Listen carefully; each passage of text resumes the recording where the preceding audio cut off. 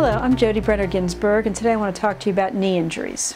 For many of my clients who sustain knee injuries, they are very debilitating, and unfortunately is something that keeps you out of work for quite some time. For most of you who are working on your feet, whether it be in construction, in the warehouse, in the hospitals, in the trucking industry, it's very difficult to have a knee injury and continue your job. Very rarely are you going to be able to be put on sedentary duty, meaning where you can sit. So the knee injury is one that needs to be dealt with quickly, with proper specialty care to determine whether or not you have a meniscus tear in your knee, an ACL, anterior cruciate ligament tear, or some other type of injury to the knee.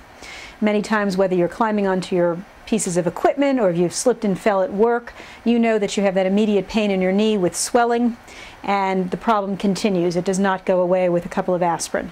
It is extremely important that you report your injury to your supervisor right away and go get medical care. It's almost impossible to continue to work without the medical care because you can't walk and you can't stand.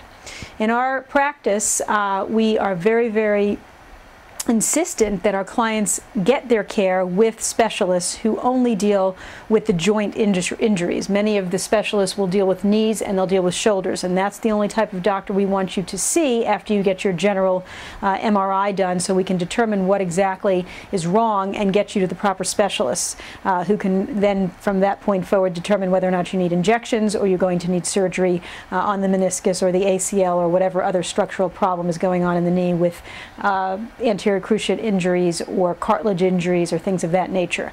Recently we had a client who had an injury to her knee and unfortunately had surgery and then wound up having more swelling under the knee and ultimately had some pooling of blood under there, and they had to go back and re-drain the knee.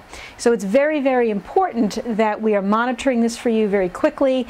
Our client wasn't sure what to do. She called us and we immediately told her what she had to do in terms of seeking the doctor's care and getting back in there, and while they tried to drain the knee in the office, it was not going to completely fix the problem, so she had to go back in and have a second surgery. And while that does not sound fun, it's something where if you have the right doctors and you have the lawyer who's pushing that issue, then the insurance company to approve it, it's not something that's going to get dragged out for a long period of time.